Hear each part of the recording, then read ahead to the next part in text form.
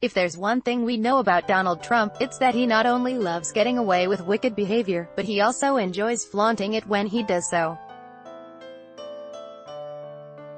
As the record shows, Trump has consistently boasted that he's above the rules and norms governing moral behavior. In the face of numerous indictments full of damning evidence that Russian President Vladimir Putin's military intelligence broke the law by stealing emails from Democratic officials, and then used WikiLeaks and Republican officials to use the stolen emails for propaganda purposes, most politicians in Trump's situation would try to claim innocence. Guilty or not, they would be eager to discourage fears that they were selling out the country to a foreign adversary. Sponsored. This article first appeared in Salon.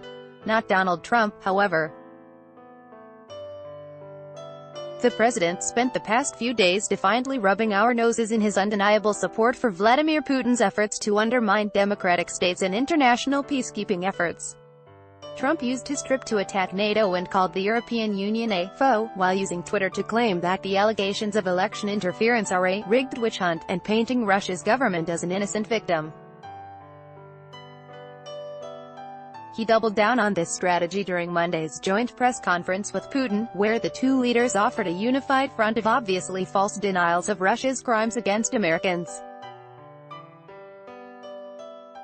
Whatever Trump is or isn't guilty of behind the scenes, as Greg Sargent of The Washington Post argued, he is currently in the process of repaying Putin for helping to deliver him the presidency, and the collusion is happening right out in public. Trump is parading around his allegiance to Putin, relishing the fact that he can commit what looks quite a bit like treason right in front of people's faces, all without paying any price for it. This may seem nuts. Typically, we expect people to make some sort of effort to conceal their unethical and criminal behavior, but it fits the larger pattern of Trump's life. He really likes doing bad things and getting away with it, and he especially likes bragging about it. When you're a star, they let you do it. You can do anything, Trump famously told Billy Bush on a hot mic in 2005. Grab 'em by the pussy. You can do anything. In the same year, Trump told Howard Stern that one of the funniest things in his life was that he could go backstage at a Miss USA pageant while everyone's getting dressed, bragging that no other men got to do that, but he could, because I'm the owner of the pageant and therefore I'm inspecting it. Trump added that he loves how he can get away with things like that. I could stand in the middle of Fifth Avenue and shoot somebody and I wouldn't lose voters, Trump gloated on the campaign trail. My whole life I've been greedy, greedy, greedy. Trump exulted at another campaign event, I've grabbed all the money I could get. During a presidential debate, when Hillary Clinton accused Trump of hiding his history of not paying taxes, he sneered, "That makes me smart." In March, Trump gleefully recounted his efforts to gaslight Canadian Prime Minister Justin Trudeau about the nature of the trade deficit between the two countries. There are hundreds of examples, no doubt, but Trump has made it clear, he gets off on believing he's too powerful to be held accountable to the basic moral rules of human behavior, ranging from, don't sexually assault people, to, don't lie for the hell of it, to, don't be a racist scumbag, to, just maybe, don't betray your country for personal gain. For someone who gets a rise out of feeling invincible, not having to face any consequences for flagrantly covering for Vladimir Putin has got to feel incredible. Trump is likely right that his supporters will thrill to it as well. As I have detailed here at Salon and in my book, Troll Nation, Trump's voters delight in liberal tears, above all else.